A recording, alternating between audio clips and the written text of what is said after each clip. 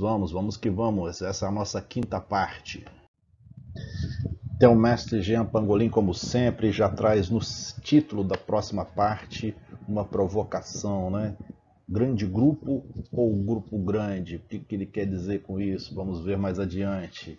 Ele vai falar nessa parte aqui sobre a capoeira na conjuntura atual, como que está a capoeira contemporânea, não no sentido de estilo contemporâneo, porque nós já explicamos isso em outros vídeos, que essa questão de contemporâneo, de falar que existe um estilo de capoeira contemporâneo do ponto de vista conceitual é meio complicado.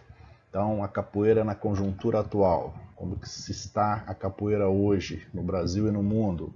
Ele faz uma análise da estrutura dos grupos formais, o que ele chama de grupos formais, aqueles grupos instituídos legalmente, que tem CNPJ, que tem sede própria, aqueles grupos que têm um registro, esses são os chamados grupos formais.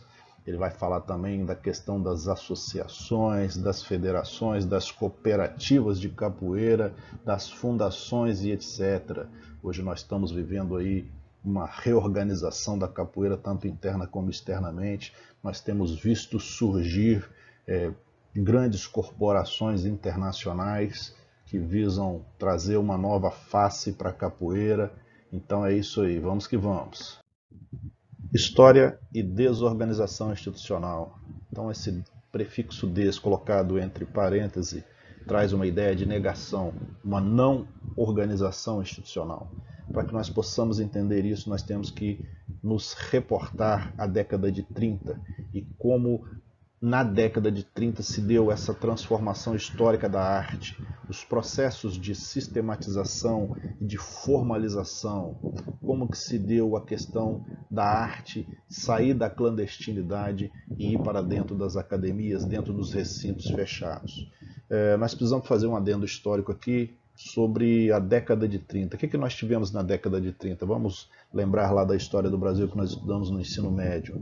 Em 1930 nós tivemos a ascensão ao poder do presidente Getúlio Vargas. O gaúcho Getúlio Vargas ascende o poder em 1930 e fica até 1945. Sendo que de 1937 até 1945 ele instalou o que nós conhecemos historicamente como Estado Novo. O que é o Estado Novo? É uma ditadura civil que foi de 1937 a 1945. Então realmente foi um Estado autoritário, né? Então para quem acha que nós tivemos no Brasil somente a ditadura militar, aquela implantada em 64, que perdurou até 1985, até fevereiro de 85, estão enganados. Nós tivemos antes da ditadura militar uma ditadura civil tão perversa quanto a ditadura militar. Então, em 1937 a 45, nós tivemos essa ditadura civil da era Vargas. Dentro desse processo, como que a capoeira se desenvolveu? Quais as necessidades que ela tinha para se autoafirmar? Como sobreviver numa arte que antes era marginalizada dentro de um governo e de um período autoritário? A contextualização da década de 30 nós já fizemos, né? Então Getúlio Vargas chega ao poder. Em 1937 nós temos uma coisa que aconteceu para a capoeira, porque antes a capoeira era proibida.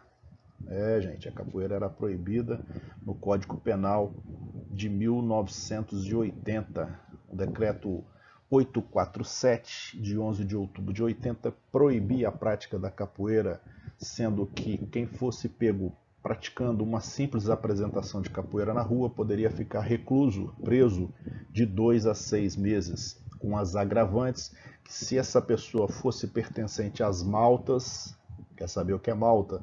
Vá lá na nossa resenha do mestre Nestor Capoeira, que lá eu detalho tudo sobre o que é malta, sobre quais são as principais maltas no Rio de Janeiro, né? Então, se o capoeirista fosse pertencente a uma malta, essa pena era agravada e podia chegar até 2 anos de cadeia. Dentro deste contexto, então, da proibição do artigo 402 do decreto 847 de 1890, o que nós tivemos em 1937? Nós tivemos uma apresentação de capoeira. Mestre Bimba esteve no governo Getúlio Vargas. Nós já falamos isso também na resenha do Mestre Nestor Capoeira, mas só para contextualizar. Essa apresentação abriu as portas para a capoeira, e a capoeira em 1937 sai do Código Penal, né? Não que o novo Código Penal libere, não tem um artigo lá liberando a prática da capoeira, simplesmente sai a proibição prevista no artigo 402 do decreto 847 lá de 1980. Então, se saiu, se parou a proibição, subentende-se que ela poderia ser praticada, né? Mas aí houve umas necessidades, os próprios capoeiristas viram uma necessidade para uma aceitação social, e as necessidades técnicas, indumentária. O que é indumentária? O abadá, a roupa do capoeirista, a sistematização, um processo, entra ali um processo de se criar uma metodologia, de se criar uma didática, de se criar uma forma de avaliação, de se criar os primeiros instrumentos ali que depois seriam o que nós conhecemos hoje como graduação, os registros formais dos núcleos de capoeira, né? A capoeira, a partir do momento que ela sai do Código do Processo Penal em 1937, ela começa a buscar espaços para que ela possa sobreviver do ponto de vista legal sem as perturbações anteriores.